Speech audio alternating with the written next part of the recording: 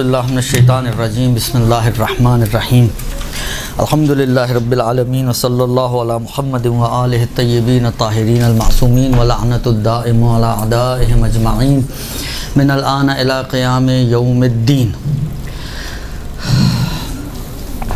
اگرچہ آپ کی جو کلاسز چل رہی ہیں وہ ذاکری کی چل رہی ہیں، لیکن ٹاپک میرا جو دیا گیا ہے وہ فقہ ہے، فقہ عاشورہ۔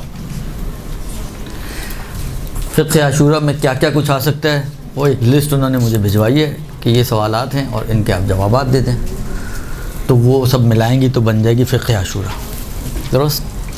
بہرحال کچھ چیزیں ایسی ہیں کہ جب انسان ممبر پہ جاتا ہے تو جو سامنے آپ کے بیٹھے ہوئے لوگ ہوتے ہیں تو اس میں تو ہر طرح کے لوگ ہوتے ہیں، ہر ذہن رکھنے والے، ہر سوچ رکھنے والے۔ کسی کے ذہن میں کچھ بھی سوال آ سکتا ہے تو پوچھ سکتے ہیں۔ یہ عام طور پہ جو باتیں انہوں نے جو سوالات بھجوائے ہیں وہی سوالات ہیں جو لوگ عام طور پہ پوچھتے ہیں، لوگوں کے ذہنوں میں ہیں، کوئی پوچھ پاتا ہے کوئی نہیں پوچھ پاتا ہے۔ ممکن ہے آپ میں سے بعض کے ذہنوں میں کچھ سوالات ہوں، تو اسی حوالے سے آج کی گفتگو ہے اور اسی حوالے سے کچھ سوالوں کے جواب دینے ہیں۔ اب سوالوں کے اعتبار سے اگر دیکھا جائے تو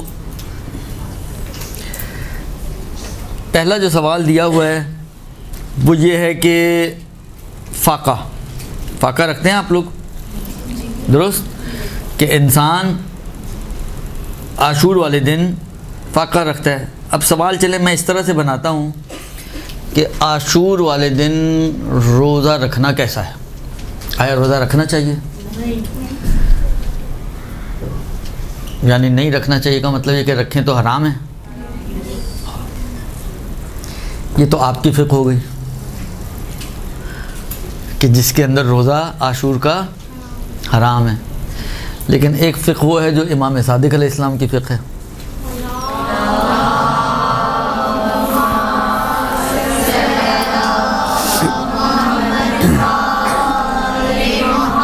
وہ اس مسئلے میں بالکل نقطہ مقابل ہے آپ لوگوں کی فقہ۔ دیکھیں، کچھ چیزیں ایسی ہوتی ہیں جو ہم بچپن سے سنتے آ رہے ہوتے ہیں، دیکھتے آ رہے ہوتے ہیں، ہے نا۔ ایک عالمہ یا ایک ذاکرہ وہ ان سنی سنائی کے اوپر کام نہ چلائے، یعنی اس کو اپنا عقیدہ نہ بنائے۔ کوئی بھی عالمہ ہو جو عالمہ بننا چاہ رہی ہے یا کوئی ذاکرہ بننا چاہ رہی ہے، بالآخر ذاکرہ کے لیے بھی کچھ تو علم چاہیے ہوگا نا، صرف بولنا آنا تو کافی نہیں ہے۔ بولنے کے لیے کچھ کیا بولیں گے، کیا کچھ تو بولنا ہے نا، تو وہ جو کچھ ہے جو بولنا ہے اس کے لیے کچھ کتابیں پڑھنی پڑتی ہیں، کچھ معلومات حاصل کرنی پڑتی ہے۔ بہرحال تو جو بھی عالمہ ہو یا ذاکرہ ہو، اس کو روش اس کی یہ ہے کہ وہ پہلے اپنے دماغ میں جو سنی سنائی معلومات آپ کے دماغ میں نا ذخیرہ، سلیکٹ آل ڈیلیٹ آل، اس لیے کہ وہ معلومات ایسی ہوتی ہے کہ بعض اوقات مثلا بعض چیزیں آپ نے مرثیوں سے سن کے اپنا عقیدہ بنایا ہوا ہے، بعض چیزیں ماں باپ سے سن کے عقیدہ بنا ہوا ہے، بعض چیزیں محلے والیوں سے سن کے عقیدہ بنا ہوا ہے۔ وہ سارے عقائد وہ ہیں کہ جو سنے سنائے عقائد ہیں، جس کی نہ کوئی بیس ہے ہمارے پاس، نہ کوئی عطا ہے، نہ کوئی پتہ ہے۔ بالآخر کیا صورتحال ہے؟ ان میں سے ایک یہ بھی ہے کہ عاشور کا روزہ حرام ہے۔ یہ خاص طور پہ آپ کو سادات کے اندر یہ چیز زیادہ ملے گی۔ عاشور کے دن کام کرنے کا کیا حکم ہے؟ جاب پہ جانا، کمانا، اس کے بارے میں آپ کی کیا رائے ہے؟ آپ فقہات کی؟ جھاڑو لگانا، گھر کی صفائی ستھرائی کرنا، اپنے آپ کو نہانا دھونا وغیرہ، یہ ساری چیزیں بالآخر اس کے بارے میں چلے اب آپ لوگوں نے ہاتھ تھوڑا ہلکا کر لیا اپنا۔ آپ نے کہا پہلا تیر حرام والا تو چلا نہیں، تو اس کو حرام نہ بولیں ہم، درست؟ حرام نہیں ہے، لیکن کیونکہ یہ ائمہ تحریر کی جو حدیث ہے اس میں ان کا یہ ہے کہ جیسے مفاتی میں جیسے اگر ہم دیکھتے ہیں تو اس میں یہ کہ ترک کرنے کا حکم ہے کہ آپ ترک کرتے ہیں۔ دیکھیں، ترک کرنے کا حکم ایسے کیا سمجھ میں آتا ہے؟ ترک کرنا چاہیے یعنی کریں تو گناہ ہوگا کوئی، یا نہیں گناہ کوئی نہیں ہے؟ جب گناہ کوئی نہیں ہے تو پھر کر بھی سکتے ہیں، پر جب گناہ نہیں ہے ہیں چاہے گا کیا عاشور کے دن یہ سب کرنا؟ اللہ جو کر رہا ہے اس کا دل چاہ رہا ہوگا تو کر رہا ہے نا. یہ اس دن کا ایک احترام ہے. چلیں یہ آہستہ آہستہ ساری باتیں ابھی آتی ہیں. اب جیسے اپنے فتوے اپنے پاس رکھیں, اب دیکھیں کیا صورتحال بنتی ہے. چیک کرتے ہیں نا ساتھ ساتھ کہ فتویٰ جو ہے وہ صحیح ہے یا غلط ہے. درست. عرض خدمت یہ ہے کہ فاقہ رکھنا چاہیے یا نہیں رکھنا چاہیے, روزہ اس دن رکھنا چاہیے یا نہیں رکھنا چاہیے. دیکھیں ایک چیز اور بھی ذہن میں, ایک تو یہ کہ جو سنی سنائی معلومات ہے اس کے اوپر اتکا نہ کریں. اب اسی معلومات کو مثلا فرض کریں آپ کے ذہن میں جی حرام ہے اس دن روزہ رکھنا, اب آپ اسی کو آگے بڑھانا شروع کر دیں. نہیں, یہ کام نہ کریں. پہلے ساری معلومات کو ڈیلیٹ ماریں, اس کے بعد اب جستجو کرنا شروع کریں, کتابیں پڑھیں, تحقیقات کریں, معلومات کریں, علماء سے پوچھیں, فقہا سے پوچھیں, اور نئے سرے سے اپنے ہارڈ کو بھرنا شروع کریں اس معلومات کے ذریعے کہ جس کے پیچھے آپ کو کوئی نہ کوئی بیس ہو آپ کے پاس. اب فرض کریں آپ سے کوئی پوچھے, جنہوں نے کہا حرام ہے, آپ سے پوچھے آپ کے پاس کیا دلیل ہے یا کیا اس کی بیس ہے, سورس کیا ہے کہ جس کی بنا پر آپ نے کہا جی روزہ رکھنا حرام ہے, تو کیا جواب ہے آپ لوگوں کے پاس, حرام والیوں کے پاس کیا جواب ہے؟ جی روزہ عموماً خوشی کے مواقع پر رکھا جاتا ہے. لا حول ولا قوت الا باللہ. مثلا رمضان میں کون سی خوشی ہوتی ہے؟ اتنی شدید گرمی میں اللہ میں کہتا ہے روزے رکھو, دل تو چاہ رہا ہوتا ہے کہ نہ رکھیں, اور آپ مجبوری میں رکھ رہے ہوتے ہیں اس لیے کہ خدا نے کہا ہوتا ہے, تو کون سی خوشی ہے یہ؟ جی روزے چونکہ بنو امیہ کے قبیلے میں اچھی بات رکھا, اس لیے اس کو معصومی خوشی نہیں, تو حرمت کہاں سے نکلی؟ نہیں, میں تو حرام والیوں سے پوچھوں, آپ سے تو میں پوچھ ہی نہیں رہا. اگر آپ حرام نہیں مانتی ہیں تو جنہوں نے حرام کہا تھا میں ان سے میرا سوال ہے کہ ان کے پاس اس حرمت کی کیا بیس ہے؟ کوئی بیس نہیں, اللہ ان کے یہی بچپن سے سنتے آئے ہیں, گھر والوں سے, اماں سے, ابا سے, سب سے یہی سنا ہے, یہی بیس ہے. تو یہ کوئی معلومات نہیں ہوئی, نہ اس کے اوپر آپ کسی کے ساتھ بحث کر سکتے ہیں, نہ کسی کو قانع کر سکتے ہیں. معلومات ہمیشہ وہ ہوتی ہے کہ جس کے پیچھے آپ کے پاس کوئی ٹھوس دلیل ہو, کوئی بیس ہو آپ کے پاس. درست. اب یہی سوال کہ ہاں جی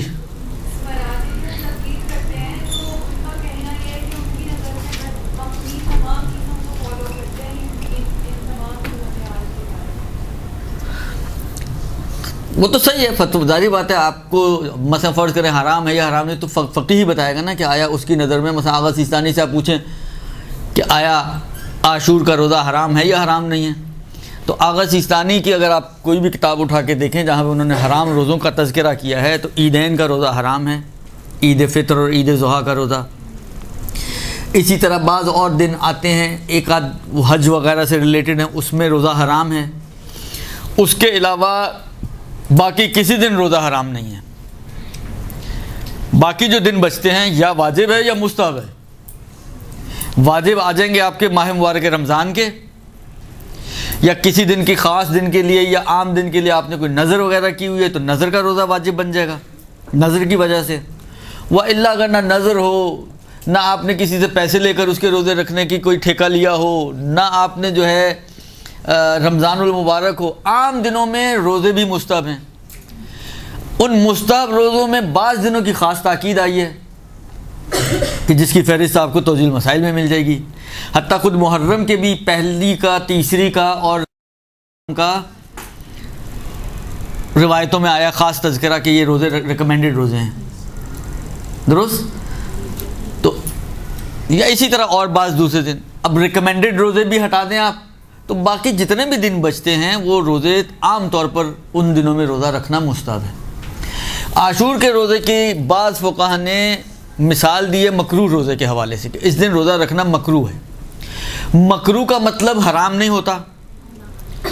جب عبادت میں مکروہ آتا ہے تو عبادت میں مکروہ کا مطلب یہ ہوتا ہے کہ اس کا ثواب کم ہے. یعنی فرض کریں اگر عام دن میں روزہ رکھیں تو 100 نیکیاں ملنی ہیں آپ کو, تو اس دن اگر آپ روزہ رکھیں گی تو ممکن ہے 100 کی بجائے 60 نیکیاں ملیں, ممکن ہے 50 نیکیاں ملیں. اب کتنی کم ہوتی ہیں اس کو کوئی ڈیفائن نہیں کیا گیا.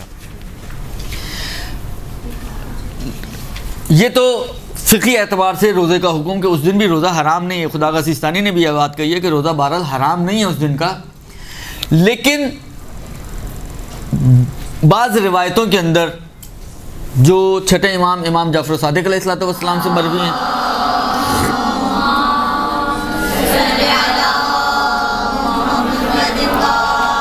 ایک روایت ہے کہ ایک راوی امام کی خدمت میں پہنچتا ہے, امام کو محزون دیکھا, اس نے کہا کیا بات ہے مولا, میرے ماں باپ آپ پہ قربان یا میری جان آپ پہ قربان, آپ کچھ مغموم میں نظر آ رہے ہیں. تو مولا نے کہا کہ تمہیں نہیں معلوم آج کیا دن ہے؟ آج عاشور کا دن ہے.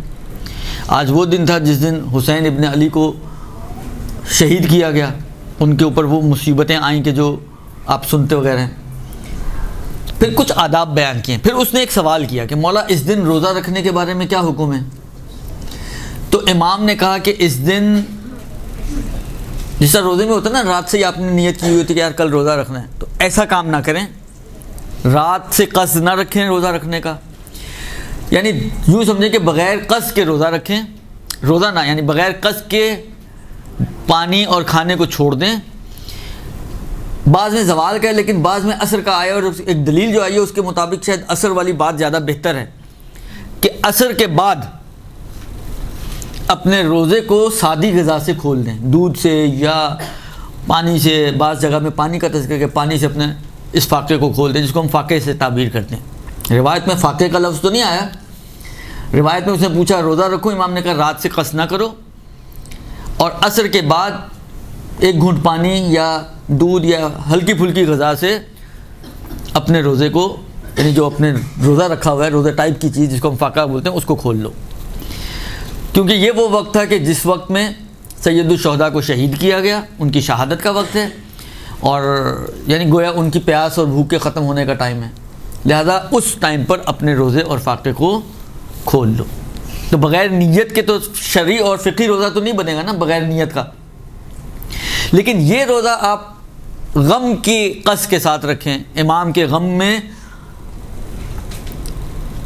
کھانے اور پینے کو چھوڑنے کے قصد کے ساتھ یہ کام آپ انجام دیں.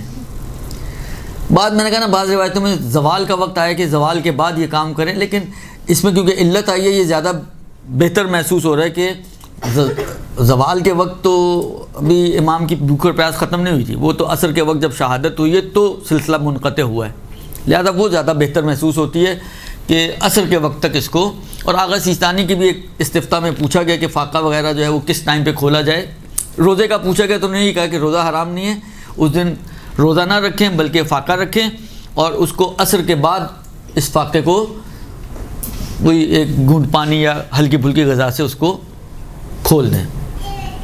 تو اس دن جو ریکمینڈڈ چیز ہے وہ یہ ہے. اور جس طرح انہوں نے ابھی بیان کیا, بعض روایتوں میں یہ بھی ملتا ہے کہ یہ وہ دن ہے, ظاہراً جو مجھے اب یاد پڑا شاید 8ویں امام کی کوئی روایت ہے, اس میں یہ تذکرہ آیا ہے کہ یہ وہ دن ہے جس میں آل زیاد نے خوشحالی کے طور پر روزہ رکھا تھا.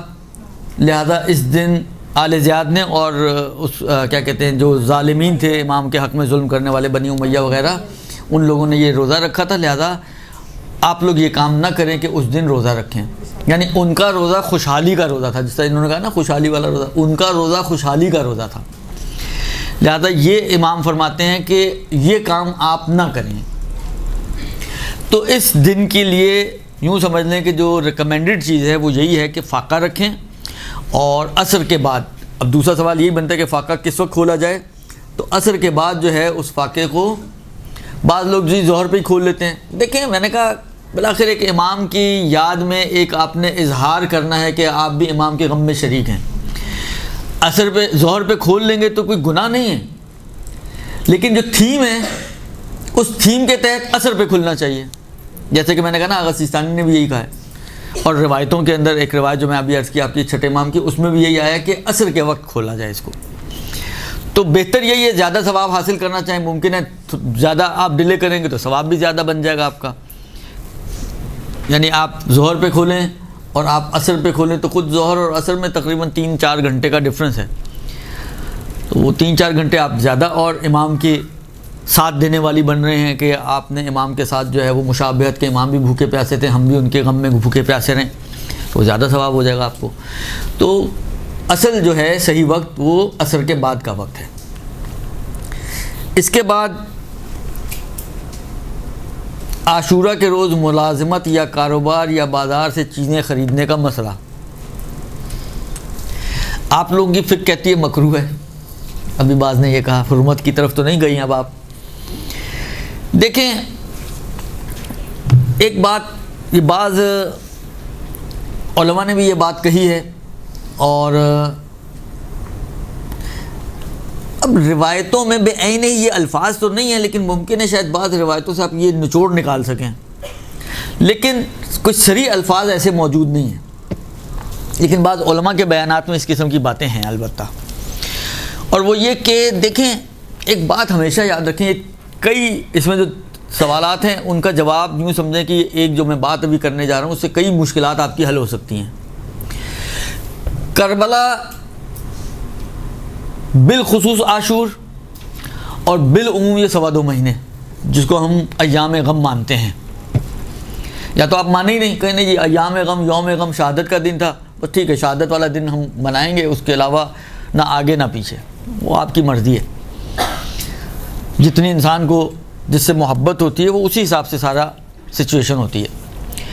لیکن اگر ہم کہتے ہیں اور مانتے ہیں اس بات کو کہ یہ 2.25 مہینے ہمارے لیے ایام غم ہیں، کیونکہ 9 ربیع الاول کا دن وہ تھا کہ جس دن عمر سعد کا سر امام سجاد کی خدمت میں پہنچا تھا، اور امام سجاد علیہ الصلوۃ والسلام نے صلی اللہ علیہ وسلم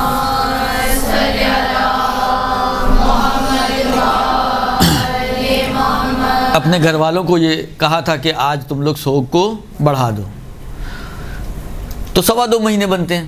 تو اگر یہ 2.25 مہینے ہم ایام غم مناتے ہیں تو دیکھیں پھر آپ چھوٹی چھوٹی چیزوں پہ جی یہ کر سکتے ہیں وہ کر سکتے ہیں، مثلا کسی سہیلی کی سالگرہ ہے اس میں جا سکتے ہیں، کسی کلیگ کی شادی ہے اس میں جا سکتے ہیں، کسی نے عقیقہ رکھا ہے اس میں جا سکتے ہیں۔ آخر یہ ساری چیزیں، یہ سوالات کیوں ہیں؟ یہ سوالات ہونے چاہیے آپ کے خیال میں؟ یعنی فرض کریں اگر کسی کے باپ کا جنازہ پڑا ہوا ہو یا باپ کے غم میں نڈھال ہو، اور اسی وقت کسی کی پڑوسی کی شادی ہو،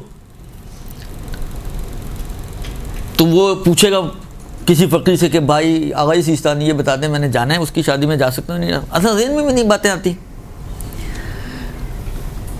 ہاں جن کو اپنے باپ سے کوئی سروکار نہیں، کوئی عشق نہیں، کوئی محبت نہیں، کوئی لگاؤ نہیں، کوئی انسیت نہیں، وہ چلا جائے تو چلا بھی جائے۔ تو اس بات کو ہمیشہ یاد رکھیں، کربلا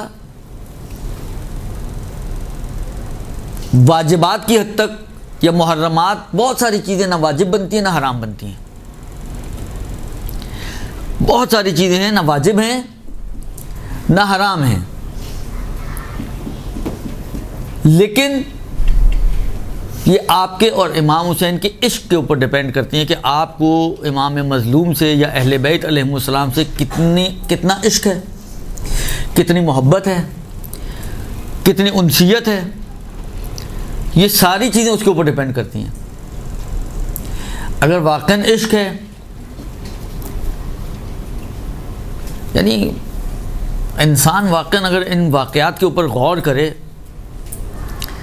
تو مظالم کم نہیں ہیں کربلا کے، نہ خود عاشور کے دن کے کم ہیں اور نہ اس کے بعد کے ایام کے کم ہیں۔ یعنی واقعاً آپ ذرا سوچیں، بعض کتابوں میں ایک واقعہ ملتا ہے کہ ایک ذاکر مجلس پڑھ رہا تھا، ایک آغا وہاں تشریف فرما تھے، اس نے جب فضائل پڑھ کے مصائب کی طرف گیا، یوں سمجھے ابھی اس نے ٹرن ہی لیا ہے مصائب کی طرف، اور پہلا جملہ کہا یا ابتدا ہی کی تھی، اور ابتدا میں ایک جملہ کہا کہ لما دخلت زینب علی ابن زیاد، تو وہ چیخیں مار کے رونے لگے، دھاڑے مار کے رونے لگے، اور کہتے ہیں بس کر دے ذاکر کو کہتے ہیں بس کر دے، تو بہت مصائب پڑھ دیے، اور حیران پریشان کہتے ہیں آغا ابھی تو شروع کیا میں نے، مثلا پہلا جملہ ہے، کہا اس سے بڑھ کر اور کیا مصیبت ہو سکتی ہے کہ زینب جیسی خاتون اس ابن زیاد جیسے ملعون شخص کے دربار میں داخل ہو جائے، اور اس سے بڑھ کر اور کیا مصیبت پڑے گا۔ اب وہی والی بات ہے نہیں، درک کرنے کی بات ہے کہ انسان درک کر پائے کہ واقعی کوئی مصیبت کی بات ہے، واقعی اتنی بڑی مصیبت ہے۔ حقیقتاً اتنی بڑی مصیبت ہے. آپ زینب کو تصور تو کریں, ہے کون سی ہستی, زینب کا مقام و مرتبہ کیا ہے. یہ وہ خاتون ہے جو معصوم گودوں میں پل بڑھ رہی ہے.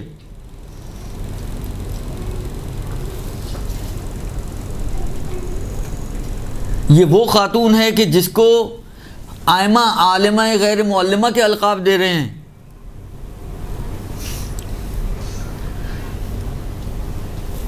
وہ خاتون, وہ علی اور فاطمہ کی بیٹی ہے, کوئی چھوٹی بات نہیں ہے. عصمت کی آغوش میں پلنے بڑھنے والی بچی ہے یہ.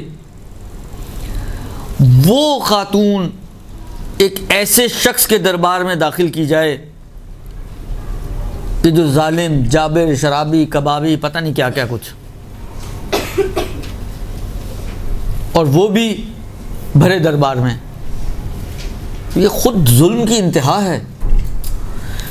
تو کہنے کا مقصد یہ کہ انسان, بہت سی چیزیں آپ کے عشق کے اوپر ڈپینڈ کرتی ہیں کہ آپ کو اہل بیت علیہم السلام سے, بالخصوص سید الشہداء اور ان کی آل سے کتنا عشق تھا یا کتنا عشق ہے. یہ ساری عشق کی باتیں ہیں. عشق ہے تو انسان پھر ان چیزوں کی طرف سوچتا بھی نہیں ہے, ان چیزوں کی طرف جاتا بھی نہیں ہے. کتنا ہی قریبی کیوں نہ ہو, کتنا ہی قریبی کیوں نہ ہو, وہ کبھی بھی نہیں اس کی طرف جائے گا. اس لیے کہ یہ ایام غم ہے. یعنی آپ سوچیں, بیویاں اس وقت قید خانے میں ہوں, شام کے زندان میں ہیں. شام کے زندان کی جو کیفیت بیان کی جاتی ہے وہ اپنے ذہن میں لے کر آئیں. جو ان کو غذا دی جا رہی ہے اس کو اپنے ذہن میں لے کر آئیں. جس کیفیت میں رکھا گیا ہے, جو سید الساجدین کی کیفیت ہے, اس کو اپنے ذہن میں لے کر آئیں. ان ساری چیزوں کو ذہن میں لائیں اور اب آپ خود بتائیں کہ کیا کسی کا دل چاہے گا کہ وہ کسی شادی میں شریک ہو, کسی کا دل چاہے گا کہ وہ کسی سالگرہ میں شریک ہو. کیسے دل چاہے گا؟ لہذا یہ بہت سے جو سوالات ان کے ہیں, ان کا جواب بس یہی ہے کہ دل مانتا ہے شرعاً حرام کچھ نہیں ہے, نہ کمانا حرام.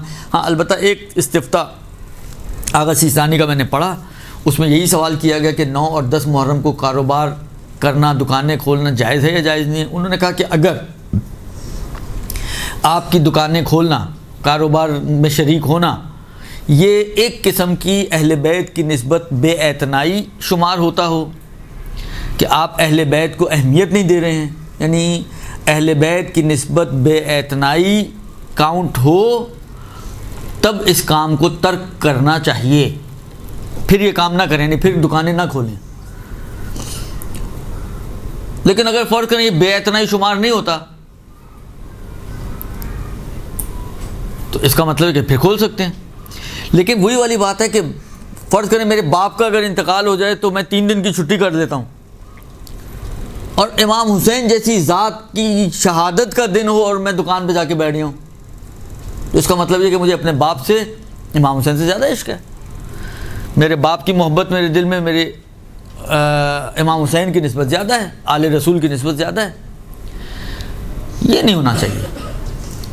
اہل بیت مقدم ہیں, حتیٰ محبتوں میں بھی ان کو مقدم ہونا چاہیے. ویسے تو ان کا مقام بلند ہے ہی, ہمارے پاس بھی محبتوں میں ان کا مقام بلند ہونا چاہیے.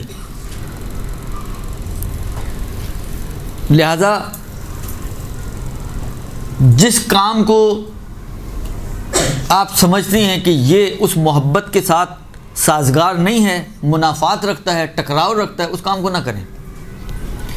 چاہے شرعاً حرام نہیں ہے, لیکن ایک بات ہمیشہ یاد رکھیں, یہ جب آپ چھوڑ رہے ہیں تو کیوں چھوڑ رہی ہیں؟ اہل بیت کی خاطر.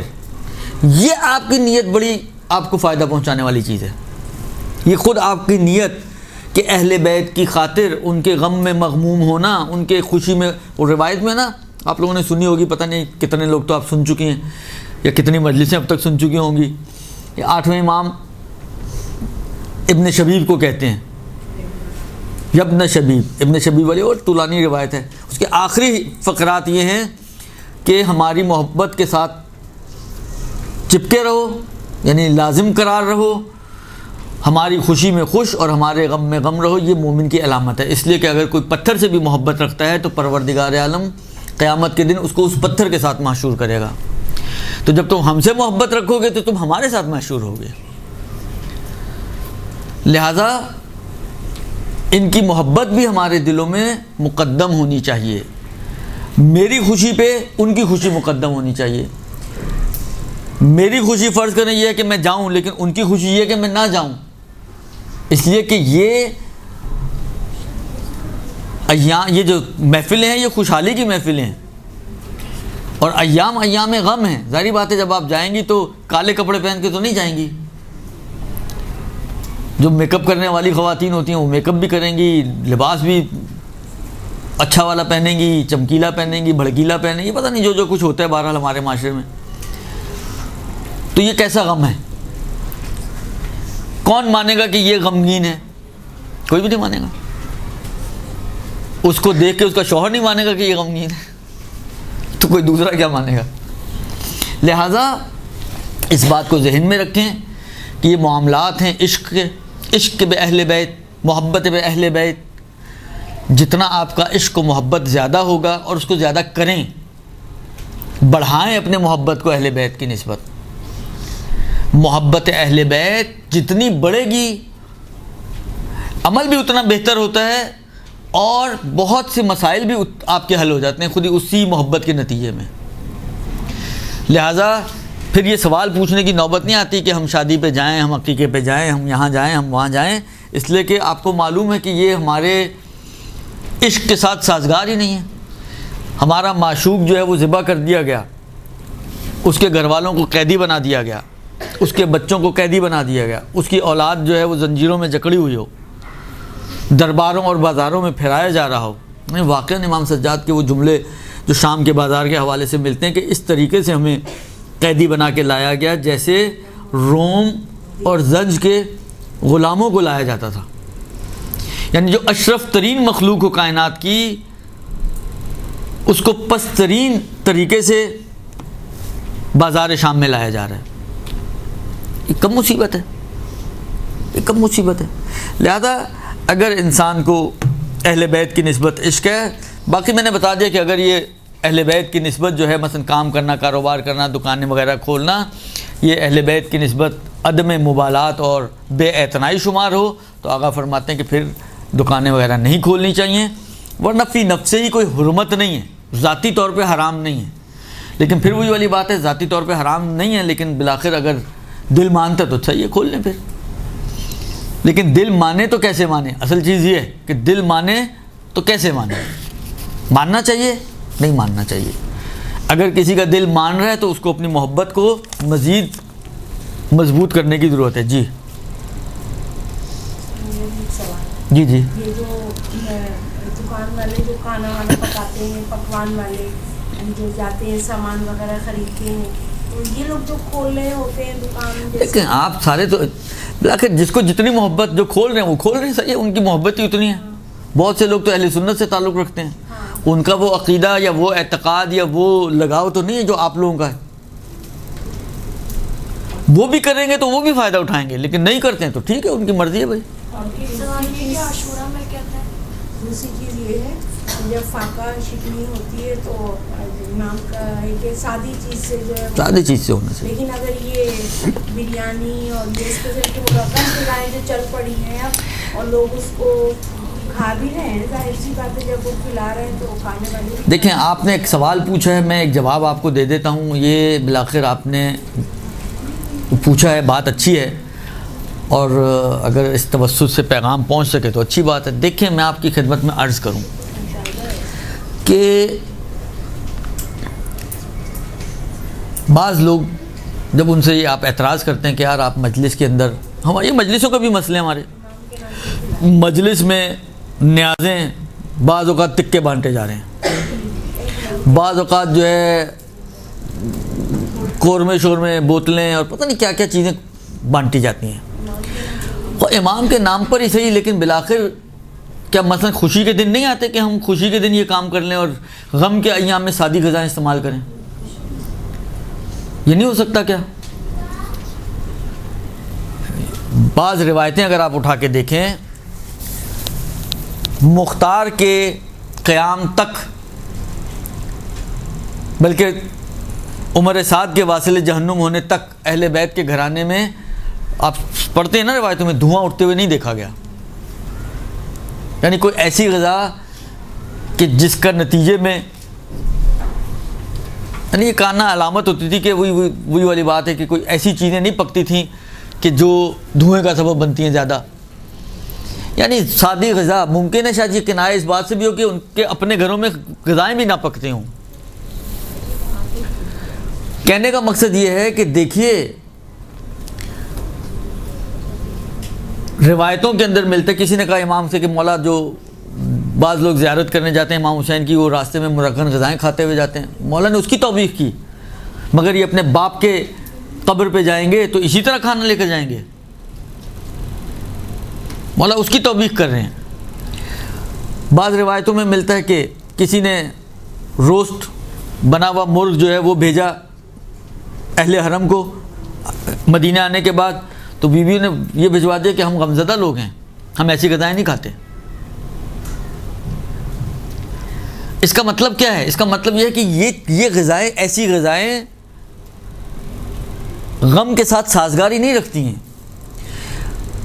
میں صرف یہ عرض کرنا چاہتا ہوں کہ نیاز جو مجلس ہے، مجلس کو مجلس رہنے دیں، مجلس کو کوئی ٹکی پارٹی نہ بنائیں، مجلس کو تفریح کا ذریعہ نہ بنائیں. مجلس میں جو نیاز ہو سادی ترین نیاز کریں. ہاں آپ کو امام کے نام پہ کھلانے کا شوق ہے، ہر امام جس کی شہادت ہوتی ہے اس کی ولادت بھی ہوتی ہے، خوب رکھیں جشن ولادت کے دن. 18 ذی الحج ہے، مباہلہ ہے، 15 شعبان ہے، 3 شعبان ہے، اور یہ جتنے بھی 13 رجب ہے، یہ سارے ایام خود جتنا مرغن کھانا آپ کھلا سکتے ہیں کھلائیں. باربیکیو کرنے لائیں، لائیو باربیکیو کریں، جو کرنے کریں ان ایام میں. لیکن غم کے ایام کو تو، یعنی میں صرف ایک بات کہتا ہوں کہ آپ خود سوچیں، جس طرح کے ہمارے کھانے ہوتے ہیں یا جس طرح کی ہماری مجلسیں ہوتی ہیں، اگر کوئی باہر سے آنے والا جس کو نہیں پتا کہ کیا ہو رہا ہے آ کے دیکھے، کیا امپریشن لے گا؟ یعنی آپ کی محفلیں، آپ کی مجلسیں، آپ کی غذائیں، نیاز ایسا ہونا چاہیے کہ آنے والے کو امپریشن یہ ملے کہ یہ غم کی محفل ہے. ملتا ہے ہمارے ہاں؟ میں وہی عرض کر رہا ہوں کہ دیکھیں لوگوں کی لاجک ایک طرف، لیکن آئمہ، جب میں ابھی آپ کی خدمت میں عرض کر رہا ہوں کہ روایتوں میں یہ ہے کہ آئمہ نے ریکمینڈ نہیں کیا کہ زیارت کے لیے یا بیوی جو غم کے ایام منا رہی ہیں اس موقع پر یہ اس قسم کے کھانے کھائیں. خود گھروں میں نہیں کھانے پکاتے تھے اس طرح کے. مختار کا قیام ظاہراً 65 ہجری میں ہے، 61 ہجری کربلا ہے. 4 سال تک آپ سوچیں کوئی اس قسم کے کھانے نہیں کھائے. وہاں پہ لاجکیں نہیں ہوتی تھی کہ اس زمانے کے لوگوں کے پاس. لیکن ہم لاجک کو آئمہ کے کلمات کے مقابل میں کیوں لے کر آتے ہیں؟ جب آئمہ نہیں چاہتے کہ اس قسم کا کوئی کام ہو کہ غم یعنی مجلس یا نیاز وغیرہ جو ہے وہ اس قسم کی ہو، یا مثلا آپ زیارت پہ جائیں تو اس قسم کے کھانے کھائیں.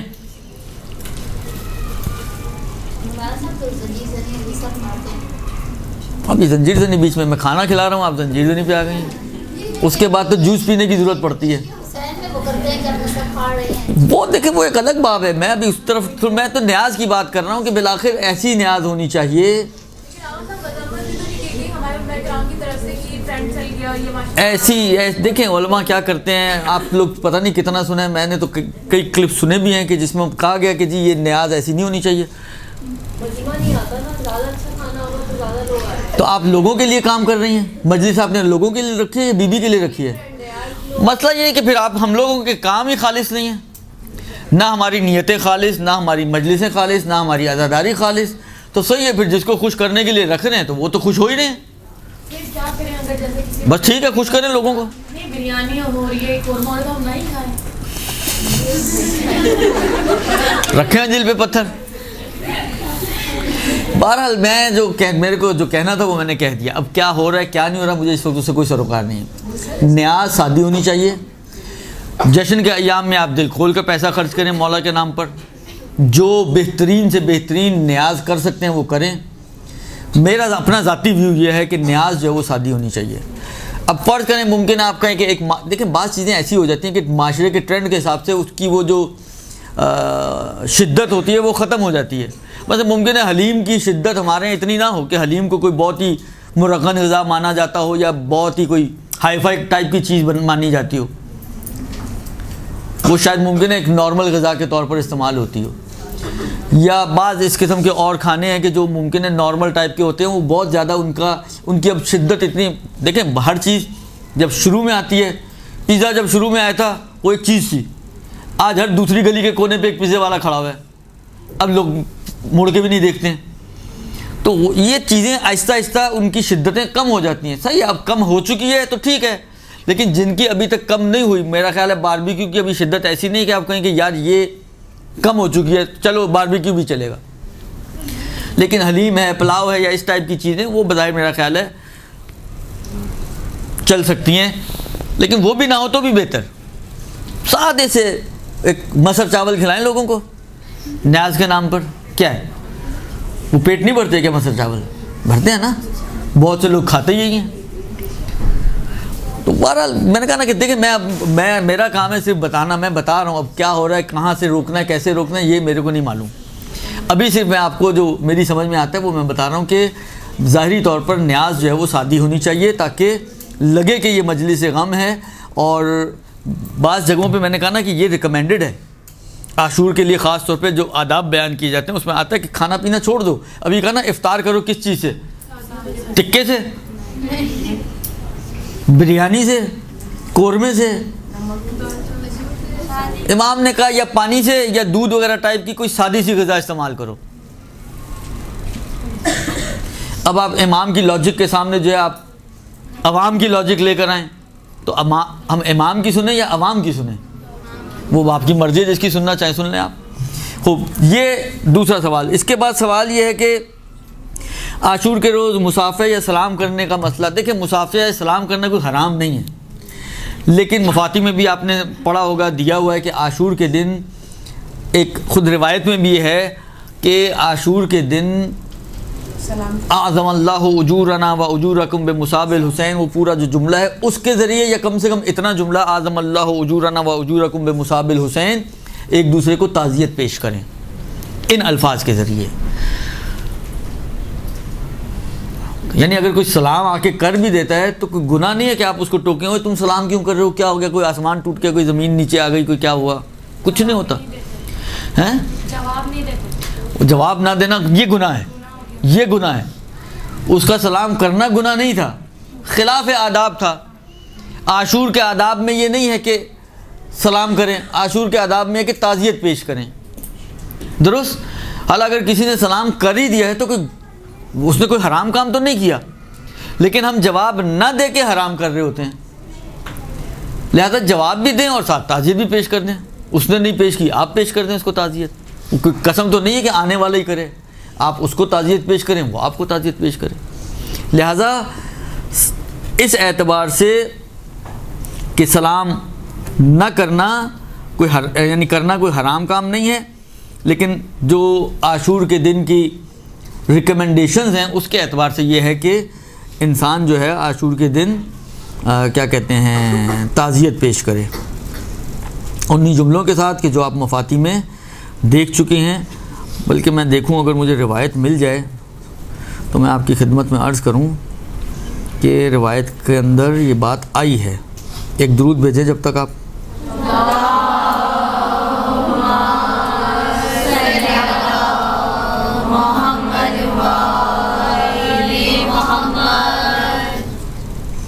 دیکھیں یہ جو روایت ہے نا یہ وہی جملہ ہے کہ اس نے صوم کی، میں نے روزے کی بات کی، امام نے کہا کہ ایک گھنٹ پانی کے ساتھ جو ہے روزے کو افطار کرو اور اس دن روزے کو مکمل نہ کرو اور عصر کے بعد اپنے روزے کو افطار کرو.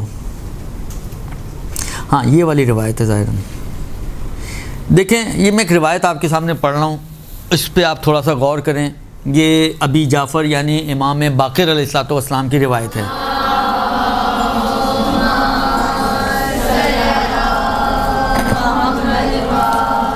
یہ روایت جو ہے یہ ظاہراً وسائل الشیعہ میں آئی ہے اور زیارت کے چیپٹر میں آئی ہے۔ زیارت کا بیان کرنے کے بعد امام علیہ السلام کے پہلے زیارت کرو امام کی، اور اس کے چاہے قریب سے چاہے بعید سے۔ آپ کو معلوم ہے کہ بعید سے بھی زیارت کرنے کے بارے میں حکم دیا گیا ہے، تمام ائمہ کی ہے، بالخصوص امام حسین کی، کہ چھت پر چلے جاؤ اور دائیں بائیں دیکھو، پھر آسمان کی طرف رخ کرو، اپنا چہرہ جو ہے وہ کربلا کی طرف کرو، اور السلام علیکہ یا ابا عبداللہ ورحمۃ اللہ وبرکاتہ، یہ سلام بھیجو تو تمہارا سلام امام تک پہنچتا ہے اور تمہیں اجر و ثواب، یعنی اس سلام کے اوپر بھی تمہیں ایک حج اور ایک عمرے کا ثواب عطا کیا جائے گا۔ تو یہ تو روایتوں میں ہے، تو امام نے کہا زیارت کرو چاہے قریب سے چاہے بعید سے۔ اس کے بعد پھر ثم لینتب بالحسین ویبکی ہے، امام حسین پر ندبہ کرو، گریہ کرو، وَيَأْمُرْ مَنْ فِي دَارِهِ مِمَّنْ لَا يَتَقَيَّهُ بِالْبُكَاءِ عَلَيْهِ، اور اپنے گھر والوں کو بھی حکم دو کہ وہ بھی گریہ کریں۔ راوی سے امام بتا رہے ہیں وَيُقِيمْ فِي دَارِهِ الْمُصِيبَةَ بِإِظْهَارِ الْجَزَاءِ عَلَيْهِ، اپنے گھر میں مصیبت کا اظہار کرو اور امام حسین کے لیے بیتابی دکھا کر، اور وَلْيَعِظْ بَعْضُهُمْ بَعْضًا بِمُصَابِهِمِ الْحُسَيْنِ، وہی تعزیت پیش کریں بعض ایک دوسرے کو انہی جملوں کے ذریعے کہ جو بیان کیے۔ امام کہتے ہیں انا ضامن لہم اذا فعلوا ذلک علی اللہ عز وجل، میں ضمانت دیتا ہوں خدا پر اس اجر و ثواب کی کہ جو بیان کیا گیا ہے وہ کیا ہے، 1000 حج، بلکہ نہیں، ثواب 1000 حج، 2000 حج، 2000 عمرے اور 2000 غزوے جو رسول خدا کے ساتھ جہاد کیے ہوں ان کا اجر و ثواب ملے گا۔ امام کہتے ہیں میں ضامن ہوں اور میں ضمانت دیتا ہوں خدا کی طرف سے کہ یہ تمہیں اجر و ثواب ملے گا۔ پھر امام کہتے ہیں، پھر اس نے پوچھا راوی نے کہ ہم تعزیت کیسے پیش کریں، تو امام نے وہ جملہ سکھایا کہ اعظم اللہ اجورنا بمصابنا الحسین علیہ السلام وجعلنا وإیاکم من الطالبین بثارہ ما ولیہ والامام المہدی من آل محمد۔ پھر امام کہتے ہیں وَإِنْ اسْتَطَعْتَ لَا تَنْتَشِرْ،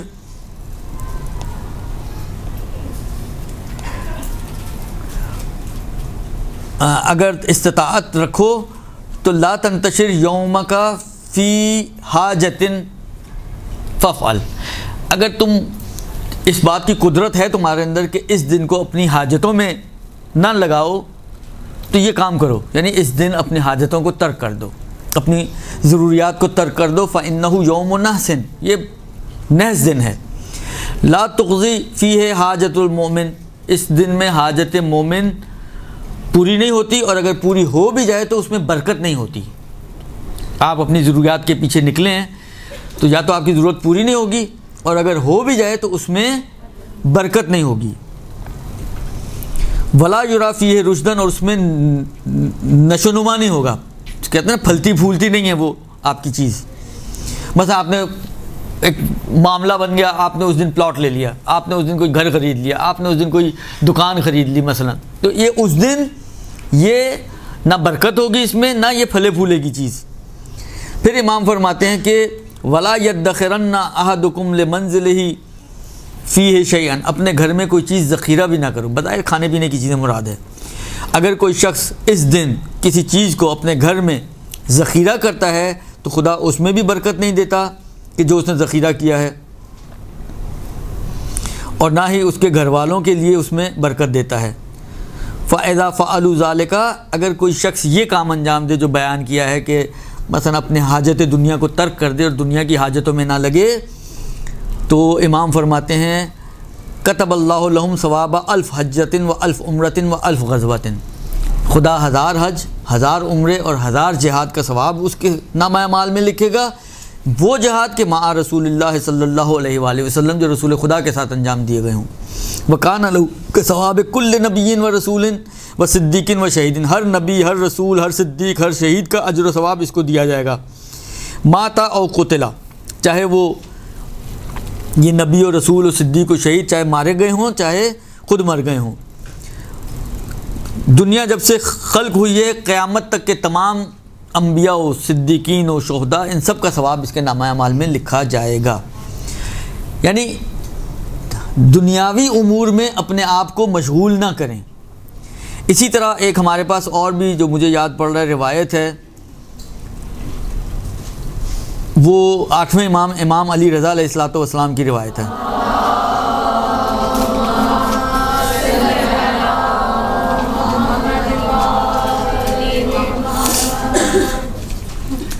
اس میں بھی امام علیہ السلام نے یہی بات کہی ہے کہ اس دن جو ہے دنیاوی امور میں اپنے آپ کو مشغول نہ کرو، دنیاوی کاموں کو چھوڑ دو اور دنیا کے کاموں میں اپنے آپ کو مشغول نہ کرو، بلکہ اپنا سارا ہم و غم اس دن عزاداری، امام حسین کے غم میں رونا، امام کی عزاداری کرنا، ماتم مجلس وغیرہ جو بھی ہمارے مصادیق ہیں عزاداری کے، ان میں اپنے وقت کو گزارو.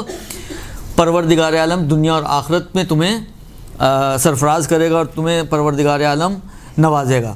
روایت کا جملہ یہ ہے، من ترک السعی فی حوائجہ یوم عاشورہ، جو عاشور کے دن اپنی حاجتوں کو ترک کر دے، اس کے لیے کوشش نہ کرے، قضى اللہ لہ حوائج الدنیا والآخرہ، خدا اس کی دنیا اور آخرت کی حاجتیں پوری کر دے گا. ومن کان یوم عاشورہ یوم مصیبتہ وحزنہ وبکائہ، اور عاشور کا دن جس کی مصیبت اور حزن اور رونے کا دن قرار دے گا تو پروردگار عالم یجعل اللہ یوم القیامت یوم فرحہ وسرورہ، قیامت کے دن اس کی خوشحالی کا اور اس کے سرور کا دن بنا دے گا. وقرت بنا فی الجنان عینہ، اور ہماری وجہ سے اس کی آنکھیں ٹھنڈی ہو جائیں گی جنت میں. ومن سمی یوم عاشورہ یوم برکات، جو یوم عاشور کو یوم برکت قرار دیتا ہے اور اپنے گھر میں کوئی کھانا ذخیرہ کرتا ہے تو پروردگار وہی جملے جو بھی پڑھے اس کو جو ہے برکت نہیں دیتا.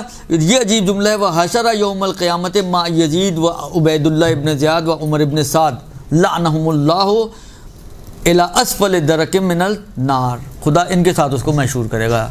جو عاشور کے دن اپنے گھر والوں کی فکر میں لگا ہوا ہے اور کھانے پینے جمع کر رہا ہے تو پروردگار عالم ان کو ان کے ساتھ محشور کرے گا اور جہنم میں ڈال دے گا. خلاصہ یہ کہ یہ روایتوں میں بھی موجود ہے، اور بالآخر وہی میں نے جو عرض کیا کہ انسان کا عشق کا بھی تقاضا یہ ہے کہ وہ بجائے اس کے کہ دنیاوی امور میں لگے، یہ وہ دن ہے کہ اس دن عزاداری میں اپنے وقت کو اور دن کو گزارے. لہذا عاشور کے دن کنگھی کرنا، نہانا دھونا، یہ سب اسی کے اندر آ جاتے ہیں.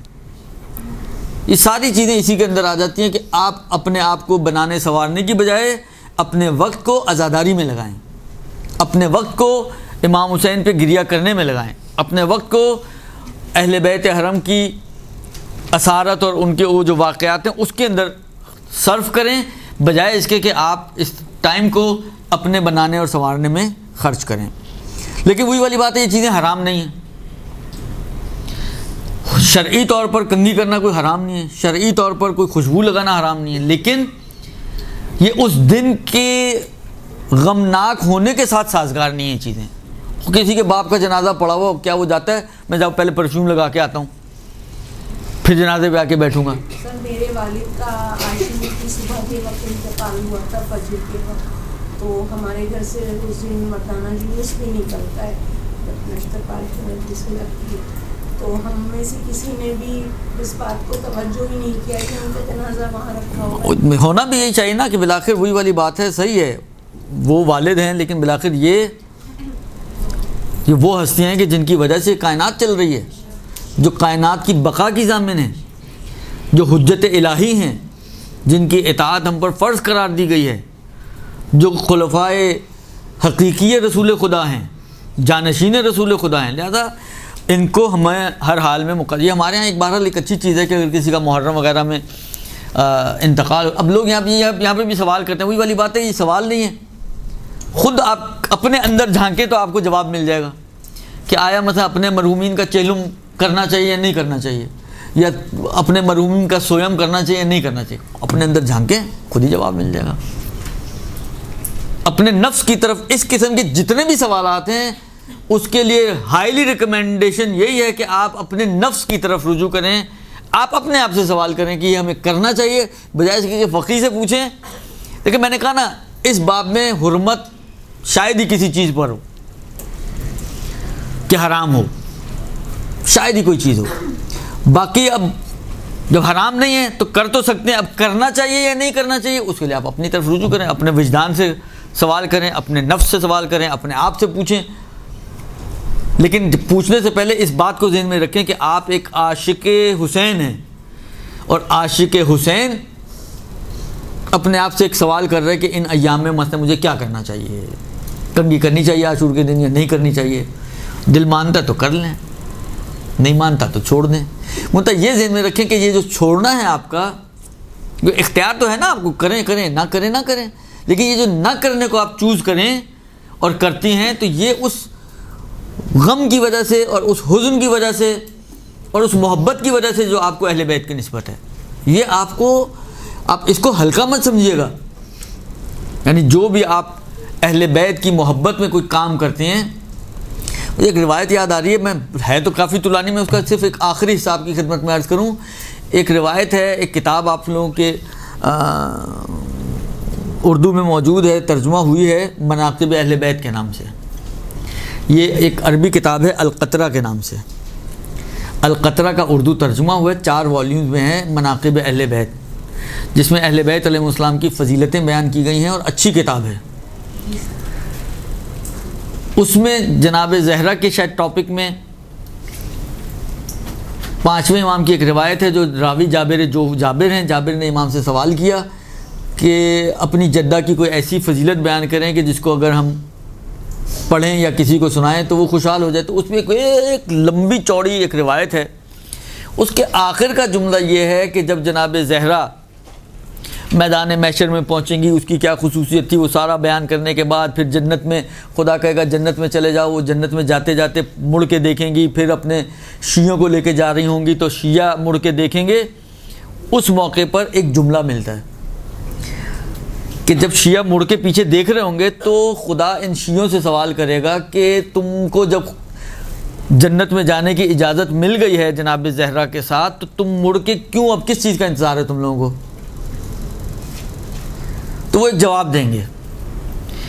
ان کے جواب میں پروردگار عالم یہ کہے گا، ان کا جواب یہی ہے کہ ہم یہ چاہتے ہیں کہ ہمارا مقام و منزلت پورے محشر کو پتہ چلے. تو اس میں وہ پروردگار عالم کہے گا کہ واپس پلٹو اور دیکھو کسی نے بھی تمہارے حق میں تمہیں کبھی کوئی ایک گھونٹ پانی پلایا ہو فاطمہ زہرا کی خاطر، ایک لقمہ کھانا کھلایا ہو فاطمہ زہرا کی وجہ سے، کوئی بھی نیکی تمہارے حق میں کی ہو اس بی بی کی خاطر، اس کو لے جاؤ اپنے ساتھ جنت میں. وہ ممکن ہے شیعہ نہ ہو، لیکن جو نیکی کر رہا ہے وہ بی بی کی خاطر کر رہا ہے. تو آپ کی نیکی کا جو محور ہے وہ اہل بیت ہونی چاہیے. آپ اگر چھوڑ رہی ہیں کوئی کام کر رہی ہیں، اس لیے نہیں آپ کنگھی نہیں کر رہے کہ یار سستی ہو رہی ہے چلو چھوڑ دو، تو کنگھی تو چھوڑ دیا آپ نے، ثواب بھی کچھ نہیں ملا. لیکن اگر آپ یہ چھوڑتے ہیں اس وجہ سے کہ آج غم کا دن ہے میں کیوں اپنے آپ کو سنواروں، یہ ایک اجر و ثواب والی چیز ہے. تو اپنی نیتوں کو ڈائیورٹ کریں اہل بیت کی طرف، محبت اہل بیت کی طرف، اس عشق کی طرف، تاکہ آپ کی نیت کی بنا پر آپ کے عمل کا آپ کو ثواب مل سکے، آپ کا عمل آپ کے لیے مفید ہو سکے. وَإِلَّا ممکن ہے وہی کام آپ کر رہی ہوں لیکن وجہ کچھ اور بن گئی تو نکل گیا آپ کے ہاتھ سے اجر و ثواب. لیکن اگر اس کو آپ ڈائیورٹ کرتی ہیں اس لیے کہ امام حسین کے غم کے ایام ہے، اس وجہ سے میں یہ کہا عاشور کا دن ہے میں اس لیے مثلا منہ نہیں دھو رہی ہوں، عاشور کا دن ہے میں اس لیے مثلا کنگھی نہیں کر رہی ہوں، عاشور کا دن ہے میں اس لیے مثلا لباس کو چینج نہیں کر رہی ہوں، خوشبو نہیں لگا رہی ہوں، جیسے ہی آپ نے اس کو ڈائیورٹ کیا اہل بیت کی نسبت امام حسین کی طرف، آپ کا یہی عمل اجر و ثواب کا سبب بن جائے گا. لہذا یہ اپنے آپ سے سوال کریں کہ مجھے کیا کرنا چاہیے اور کیا نہیں کرنا چاہیے. اب ایک سوال یہ ہے کہ عاشور کے کون کون سے اعمال مشروعیت رکھتے ہیں. مشروعیت رکھنے کا مطلب یہ ہے کہ شریعت نے ان کو کہا ہے کہ یہ کام کرو. دیکھیں،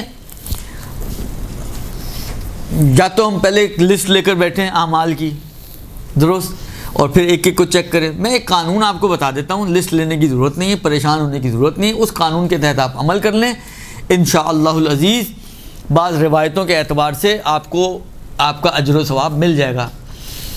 منتفی والی بات ہے، یہ عمل آپ کا اسی نیت سے ہونا چاہیے کہ مثلا فرض کریں کوئی روایت آپ کو ملتی ہے، جیسا ابھی میں نے آپ کے سامنے پڑھا، مثلا افطار کرو تو سادی غذا سے کرو، آپ نے سادی غذا سے افطار کیا صرف اس روایت کی وجہ سے، اور اس میں اجر و ثواب بھی بتایا کہ اتنا اجر و ثواب امام کہتے ہیں میں ضامن ہوں، درست؟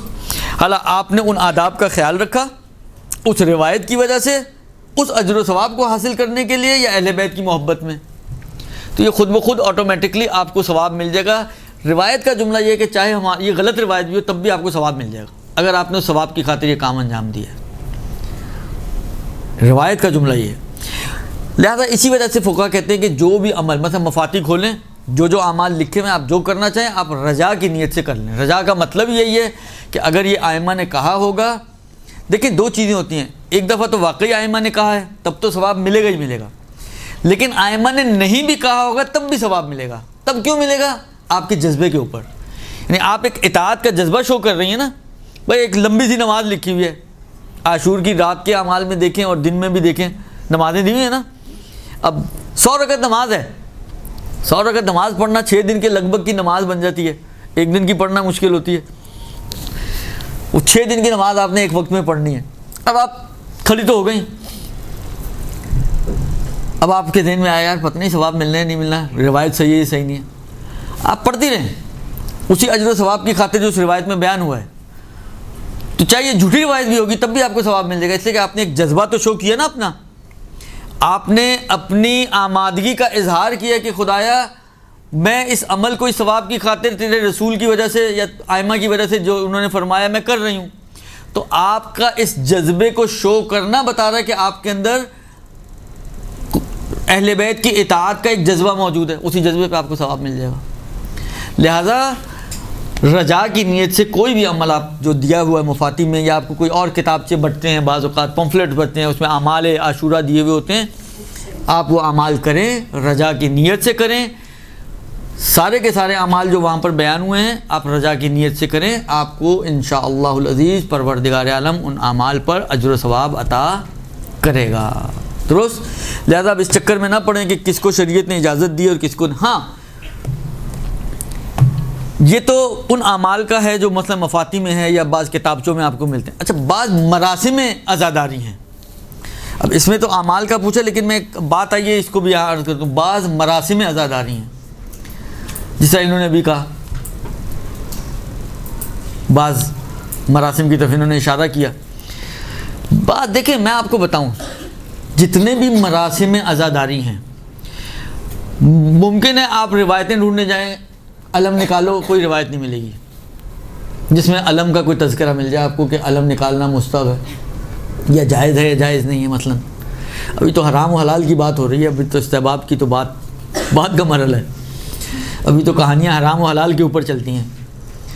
یا مثلا فرض کریں کہ جلوس نکالنا، یا مثلا فرض کریں کہ زلجنا، تابوت، تعزیہ، یہ ساری چیزیں اتنا کچھ ہمارے جلوسوں میں ہوتا ہے، آیا ان کے اوپر کوئی دلیل ہے کہ یہ صحیح ہیں؟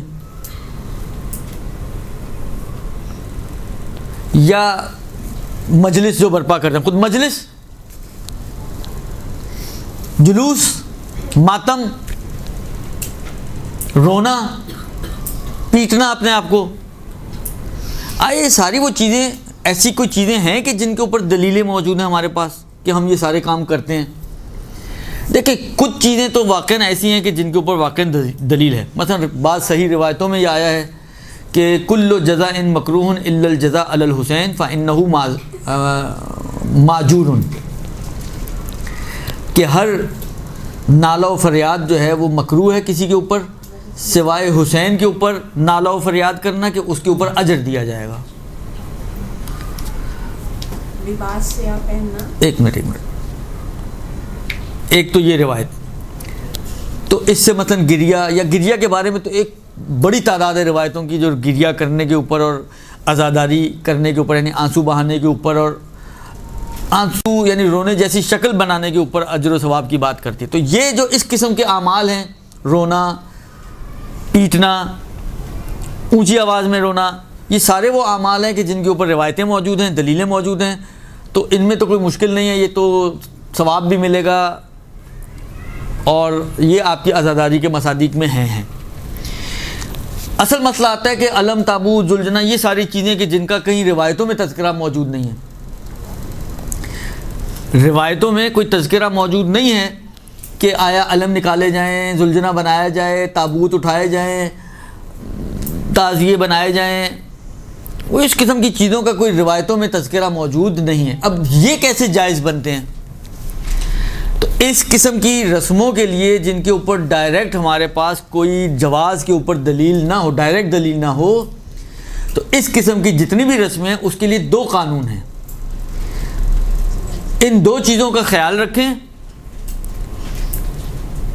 اگر یہ دو شرطیں اس پہ اپلیکیبل نہ ہو تو وہ ذاتی طور پہ جائز ہو جاتی ہے۔ پہلی شرط یہ کہ وہ ذاتی طور پہ کوئی حرام کام نہ ہو، اور دوسری شرط یہ کہ وہ مذہب کی توہین کا سبب نہ بنے۔ کوئی ایسا کام جو توہین مذہب کا سبب بنے وہ عزاداری کی رسموں میں لانا جائز نہیں ہے، اور کوئی ایسی چیز جو ذاتی طور پر ہی حرام ہو اس کو عزاداری کی رسم میں لانا جائز نہیں ہے۔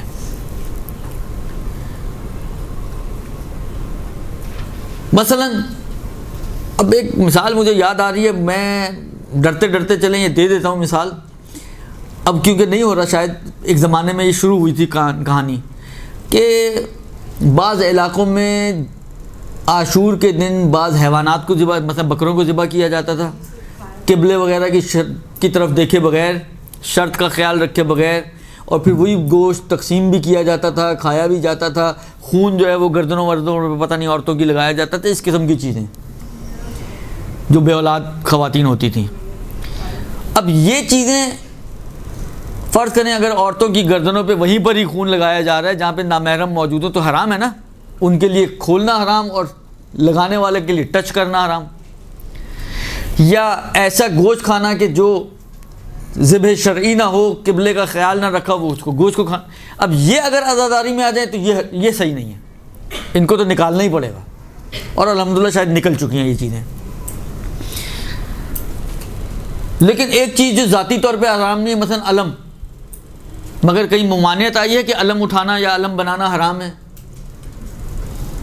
اور علم بنانے سے کوئی توہین تشیع بھی نہیں ہو رہی، توہین کا سبب بھی نہیں بنتا مذہب کا، تو یہ آٹومیٹکلی پھر حلال ہو جائے گا، کیونکہ ہمارے پاس حلال ہونے پہ دلیل ہے، حرام ہونے کی کوئی وجہ نہیں ہے۔ حلال پر دلیل ہے، وہ روایتیں ہیں جو کہتے ہیں کہ ہر چیز آپ کے لیے حلال ہے سوائے وہ کہ جو حرام ہو، ان کی حرمت پہ کوئی دلیل نہیں ہے، نہ کوئی زلجنا بنانے کی ممانعت آئی ہے، نہ کوئی علم، تابوت، تعزیہ، اس قسم کی کسی بھی چیز کو بنانے کی کوئی ممانعت نہیں آئی ہے، لہذا یہ بھی آٹومیٹکلی حلال ہو جاتے ہیں۔ درست؟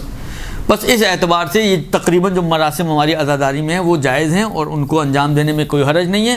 اگر ان کو آپ اہل بیت کی خاطر انجام دیں تو کوئی بعید نہیں ہے کہ ان کے اوپر اجر و ثواب بھی آپ کو ملے گا۔ جی سوال کروں آپ سے کہ یہ جو مراسم جو بر صغیر انڈو پاک میں جو مراسم عزاداری ہے وہ دوسرے ممالک میں جو ہمارے میں جو ہوتا ہے، جیسے آپ ایران لے لیں، عراق لے لیں، تو وہاں پر اس طرح کا نہیں ہوتا ہے، جیسے وہاں جو ہوتا ہے ادھر بھی بہت کچھ ہوتا ہے، آپ کو پتہ نہیں ہے۔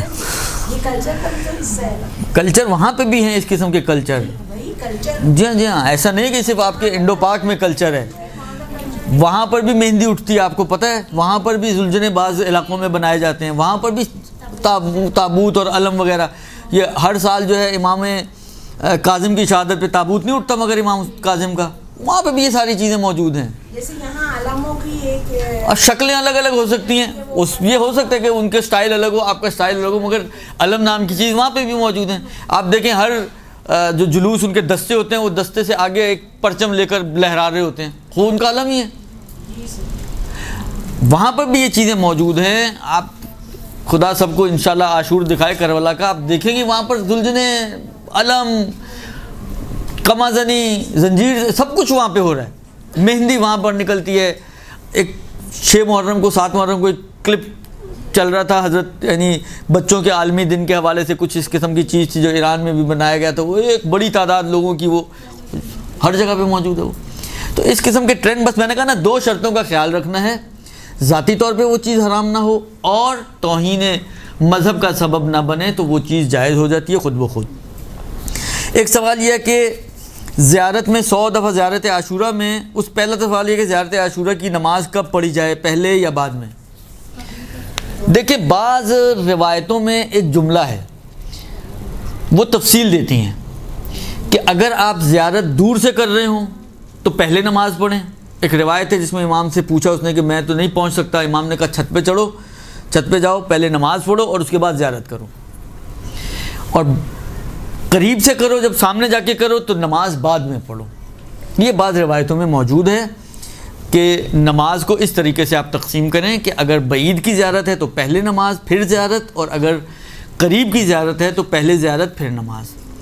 البتہ وہی والی بات ہے، رجا کی نیت سے اگر آپ زیارت پڑھنے کے بعد بھی یعنی بعید سے پڑھیں اور زیارت کے بعد بھی 2 رکعت نماز پڑھ لیں رجا کی نیت سے، تو اس میں کوئی حرج نہیں ہے۔ یہ ایک۔ دوسرا زیارت عاشور سے متعلق سوال یہ ہے کہ 100 لعن اور 100 سلام، وہ اتنا لمبا کام لمبا ہو جاتا ہے، مشکل لگتا ہے انسان کو، تو بالآخر کوئی شارٹ کٹ ہے؟ جی کے بارے میں مجھے سوال کرنا تھا۔ ابھی پہلے میں جواب دے دوں پھر دیکھیں کوئی شاید آپ کو سوال آپ کا حل ہو جائے۔ کوئی شارٹ کٹ ہے اس کا؟ دیکھیں اصل تو یہی ہے کہ جیسے روایت آئی ہے اس کو اسی طرح انجام دیں آپ۔ اگر ایک روایت ایسے وارد ہوئی ہے کہ یہ پڑھو، جب لان تک پہنچو تو 100 مرتبہ لان پڑھو، یہ پورا جملہ، اور 100 مرتبہ یہ پورا سلام پڑھو، تو اصل تو یہی ہے کہ اس کو اسی طریقے سے انجام دیں، تو ہی وہ یعنی جو اس کا پورا بینیفٹ ہے وہ اس پوری زیارت کے اوپر ملے گا آپ کو۔ اصل قاعدہ اور قانون کے تحت یہ ہے۔ لیکن ایک روایت ہے جو امام ہادی علیہ الصلوۃ والسلام سے نقل ہوئی ہے،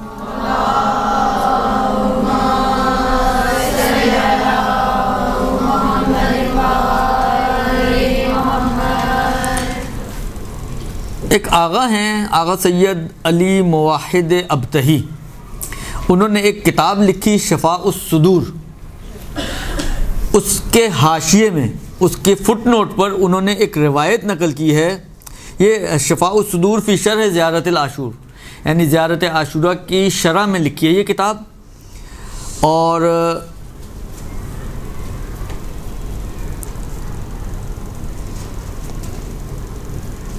وہاں پر ایک حاشیے میں ایک روایت نقل کی ہے جو 10ویں امام سے نقل ہوئی ہے۔ امام فرماتے ہیں قالا من قرأ لعن زیارت العاشورہ المشہورہ مرۃ واحدۃ ثم قال اللہم لعنہم جمیعا 99 مرہ کان کمن قرأ 100 مرہ۔ کہتے ہیں اگر کوئی شخص، یہ شارٹ کٹ ہے، اگر کوئی شخص زیارت عاشورہ کی قرأت کرے اور جب لعن پہ پہنچے تو 1 مرتبہ پورا لعن پڑھے اور 99 بار اللہم لعنہم جمیعا، جو آخری حصہ لعن کا اللہم لعنہم جمیعا، اس کو 99 بار ریپیٹ کرے، اس کو 99 بار ریپیٹ کرے، تو یہ گویا ایسا ہی ہے کہ اس نے پورے ہی جملے کو 100 دفعہ پڑھ لیا ہو۔ یہ 10ویں امام کی روایت کا ایک جملہ ہے۔ اسی طرح پھر امام کہتے ہیں کہ جو جب سلام پہ پہنچو تو 1 مرتبہ پورا سلام پڑھو، پھر کہو السلام علی الحسین و علی علی ابن الحسین و علی اولاد الحسین و علی اصحاب الحسین، اس جملے کو 99 مرتبہ پڑھو، تو گویا ایسا ہی کہ اس سلام کے پورے جملے کو تم نے 100 مرتبہ پڑھ لیا۔ یہ ایک روایت، میں نے کہا نا آپ رجا کی نیت سے اس پر عمل کر سکتے ہیں۔ اس روایت کے مطابق 100 دفعہ اس طرح سے پڑھیں یا 100 دفعہ اس طرح سے پڑھیں، ایک ہی جیسا ہے، لیکن پھر بھی ریکمینڈڈ یہ ہے کہ اگر وقت ہو، ہمت حوصلہ ہو تو ویسے پڑھیں۔ بعض علماء نے نقل کیا کہ آیت اللہ عراقی کے بارے میں ایک شخصیت گزرے، قم میں ہوتے تھے، امام خمینی کے بعد ان کی تقلید ہوئی تھی کچھ مدت کے لیے، آغا گل پائگانی، ان کے بعد وہ آغا عراقی محمد علی عراقی، ان کے بارے میں نقل کیا جاتا ہے کہ وہ ایک جب تک ان کی صحت نے اجازت دی، ان کی روٹین تھی، چاہے سردی ہو، چاہے گرمی ہو، چاہے برف ہو، وہ اپنی چھت پر جایا کرتے تھے گھر کے، اور قبلہ رخ ہو کر زیارت عاشورہ 100 لعن اور 100 صلوات کے سلام کے ساتھ پڑھا کرتے تھے پوری ان کی روٹین تھی. اس کے اپنے اثرات ہیں, اس کے اپنے فوائد ہیں, لیکن امام ہادی علیہ السلام فرماتے ہیں کہ اگر کوئی اس طرح سے بھی کر لے تو گویا ایسے ہی کہ اس نے اسی طرح سے پڑھ لیا. ٹائم ہو, ہمت حوصلہ ہو تو اس طرح سے پڑھیں, نہ ہو تو پھر اس شارٹ کٹ کی طرف جائیں. درست. البتہ بعض نے اس کو کسی اور انداز سے بھی معنی کیا ہے, لیکن وہ میرے کو تو اتنا ہضم نہیں ہوتا. آپ کو ہو جائے تو ایک الگ مسئلہ, لیکن وہ معنی اتنا مجھے مزیدار نہیں لگتا. وہ یہ ہے کہ آپ یوں کریں, جب لعن پڑھیں تو لعن پڑھنے کے بعد ختم کریں اللہم لعنہم جمیعا میں امرہ. یہ لفظ میں امرہ یعنی 100 بار. دیکھیں 100 بار کہنے سے 100 بار ہو تو نہیں جائے گا, اس لیے میں کہہ رہا ہوں کہ یہ مجھے تو ہضم نہیں ہوتا. اسی طرح سلام میں بھی جب آپ سلام پڑھیں اولاد الحسین و اصحاب الحسین میں امرہ یعنی 100 بار. تو یہ بھی بعض نے کہا کہ یہ بھی ہو سکتا ہے, بعض نے کہا کہ یہ بھی ہو سکتا ہے, یعنی وہ اس روایت سے جو امام ہادی کی ہے اس سے یعنی اس کے سمجھنے میں تھوڑا اختلاف ہوا ہے. بعض نے اس طرح سے سمجھا ہے, بعض نے اس طرح سے سمجھا. لہذا آپ بعض کتابیں یا بعض مقالے پڑھیں گی تو اس میں انہوں نے دیا کہ اس سے نتیجہ نکلتا ہے کہ 3 طرح سے زیارت عاشورہ پڑھی جا سکتی ہے. ایک پورے 100 سلام اور 100 لعن کے ساتھ پوری, ایک وہ جو پہلے میں نے بتایا, ایک وہ جو بعد میں نے بتایا. تو 3 طریقے ہو گئے زیارت عاشورہ کے. لیکن میں آپ کو مشورہ دوں گا کہ آپ تیسرے والے پہ تو نہ جائیں. پہلے 2 میں سے جو آپ کے حال و حوصلہ ہو اس کے حساب سے وہ آپ پڑھیں, تو اس کی بہت برکتیں ہیں, بہت اثرات ہیں, بہت فوائد ہیں. یہ آپ اپنی روٹین میں ڈال لیں. جی سر اگر صحت موجود نہ ہو کسی کے گھر کیا موجود نہ ہو,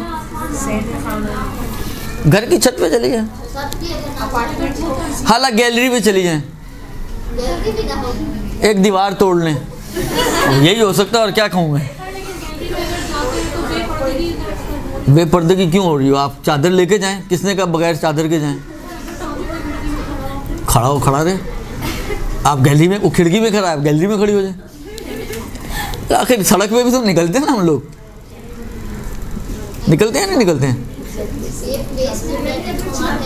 دیکھیں جو جتنا, ایک بات یاد رکھیں, امیر المومنین علیہ الصلوۃ والسلام کی ایک روایت ہے, امام فرماتے ہیں ما لا یدرک کلہ لا یترک کلہ. میں اس کا ترجمہ عام طور پہ محاورے والا کروں نا تو یہ کرتا ہوں کہ بھاگتے چور کی لنگوٹی. بھاگتے چور کی لنگوٹی یعنی اگر چور نہیں مل رہا تو لنگوٹی مل رہی تو وہ کیوں چھوڑ لے ہو. مولا بھی کہتے ہیں کہ جو عمل فرض کریں پوری خصوصیات کے ساتھ, اگر نہیں مل رہا تو پورے کو چھوڑ نہ دو, جتنا میسر ہے اتنا کر لو. اب بقول آپ کے نہ دیوار ٹوٹ سکتی ہے, نہ کوئی گیلری ہے, نہ کوئی چھت ہے, نہ کوئی سین ہے, تو صحیح ہے بند کمرے میں پڑھ لیں, یہ تو کر سکتے ہیں. تو جتنا میسر ہو اتنا انجام دیں. اب وہ دیکھیں ثواب دینا میرا کام نہیں ہے, نہ اللہ نے مجھے کوئی نمائندگی دی ہے ثواب کا, نہ ٹھیکہ دیا ہے. ثواب دینا اللہ کا کام ہے, وہ آپ کی نیتوں کو جانتا ہے, وہ آپ کی مشکلات کو جانتا ہے. اب وہ پورا دیتا ہے یا آدھا دیتا ہے وہ جانے اور آپ جانے, اس کا میں کچھ نہیں کہہ. ثواب کا میرے سے کوئی تعلق نہیں ہے, نہ میں کچھ جواب دے سکتا ہوں کہ کتنا ثواب ملے گا, مجھے کیا پتہ کتنا ملے گا. ہاں جی, مشکل کام ہے.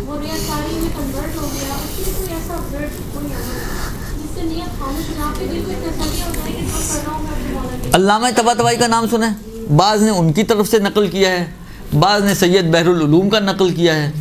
حالانکہ دونوں کا بھی ہو سکتا ہے کہ الگ الگ موقعوں پر دونوں کے ساتھ یہ واقعہ پیش آیا ہو کہ ان دو میں سے کوئی ایک یا دونوں ہی بالآخر اپنے اپنے زمانے میں ایک محفل میں بیٹھے ہوئے تھے اور مسکرا رہے تھے. کسی نے پوچھا آقا آپ بالآخر کوئی بات ہو انسان مسکرائے تو سمجھ میں آیا بیٹھے بیٹھے مسکرا رہے ہیں, خیریت کیا بات؟ وہ کہتے ہیں کہ 30 سال بعد آج مجھے, بعض میں 20 سال کا تذکرہ ہے, بعض میں 30 کا ہے, 30 سال بعد آج مجھے یہ اطمینان ہوا ہے کہ میرے عمل میں ریاکاری نہیں ہے. وہ 30 سال بعد کہتے ہیں مجھے اطمینان ہو رہا ہے علامہ طباطبائی جیسا آدمی, علامہ بحر العلوم جیسا شخص, تو میں اور آپ کس کھیت کی مولی ہیں. ہم کہیں کہ جی ہم اپنے عمل کو خالص, آپ جتنا بس یہ خیال رکھیں کہ جتنا آپ اپنی نیت کو خالص اپنے اعتبار سے بنا سکتی ہیں اتنا بنائیں.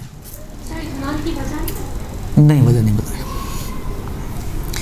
ٹھیک ہے جی. اس کے بعد جی ہاں دو پرچیاں آئی ہیں بھیا. حضرت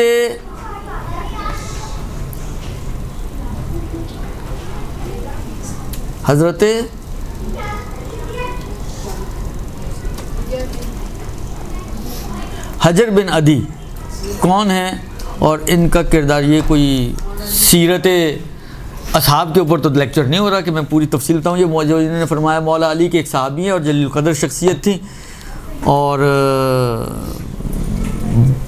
ابھی تو اتنا ہی بتا سکتا ہوں. کیا محرم کے اس غم میں 7 صفر کو مولا امام موسیٰ کاظم کی ولادت آتی ہے, تو کیا اس ولادت کی خوشی منانا کیسا ہے؟ مطلب ہم ولادت منا سکتے ہیں؟ کیا چیز؟ آپ کی خدمت میں عرض کروں کہ بعض روایتوں میں, شاید یہ میسیجز آپ نے دیکھے ہوں گے, بعض روایتوں میں یہ ہے کہ 7 صفر ایک طرف اگر امام کاظم کی خوشی کا دن ہے تو دوسری طرف امام حسن مجتبیٰ کی شہادت کا دن بھی ہے, ایک روایت کے مطابق.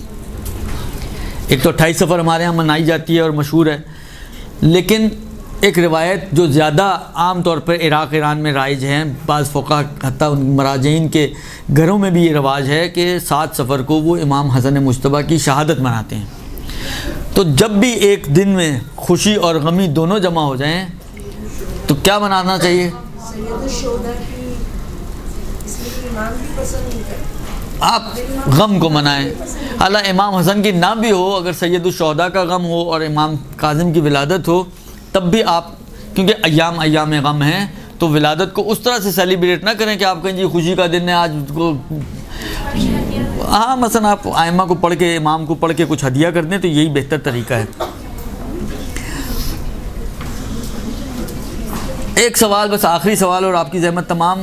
شاہراہوں اور راستوں کو روک کر نماز ادا کی جا سکتی ہے؟ دیکھیں ایک مسئلہ آتا ہے, وہ جگہ جہاں پہ نماز پڑھنا مکروہ ہے اس کے اندر ایک ضمناً مسئلہ دیا ہوا ہے کہ اگر راستوں میں جو لوگوں کے گزرنے کی جگہ ہے, گزرگاہیں ہیں, وہاں پر اگر آپ کا نماز پڑھنا لوگوں کے لیے مزاحمت بن رہا ہو تو حرام ہے, درست. لیکن اگر فرض کریں پہلے سے ہی جلوس کے لیے روڈ سارے بند ہیں, یعنی آپ نماز نہ بھی پڑھیں تو بھی روڈ بند ہے, ٹریفک تو نہیں چلنی ہے اس پہ, مزاحمت کیا ہے, پھر کیا مسئلہ ہے؟ لہذا جلوس کے اندر نماز وغیرہ پڑھنے میں کوئی حرج نہیں ہے, یہ کوئی مزاحمت کا سبب نہیں بنتا. مزاحمت کی صورت میں بھی جہاں پر ہوتی بھی ہو وہاں پہ بھی فعل حرام ہے, نماز اس کی باطل نہیں ہے. راستہ روکا جو آپ نے, جس کی وجہ سے ٹریفک بلاک ہو گئی, آپ نے روڈ پہ مصلی بچھایا اور اللہ اکبر, اور پیچھے ٹریفک رکی ہوئی ہے, آپ کی نماز کا انتظار کر رہی ہے, تو یہ کام آپ نے حرام کیا. لیکن جو نماز آپ نے پڑھی ہے, نماز اپنی جگہ پہ صحیح ہے, نماز باطل نہیں ہے. یہ دو الگ الگ چیزیں ہیں. نماز کا باطل ہونا ایک کام ہے اور کام کا حرام یا حلال ہونا ایک دوسرا عمل ہے. فعل حرام لیکن نماز صحیح. لہذا اول تو وہاں پر اس قسم کی کوئی مزاحمت ہی نہیں ہوتی, اس لیے وہاں پر کسی قسم کی کوئی مشکل اور اشکال نہیں ہے. وہ صلی اللہ علیہ وآلہ وسلم. کچھ سوالات ابھی اور تھے لیکن بالآخر اب وقت آپ کا پورا ہو گیا.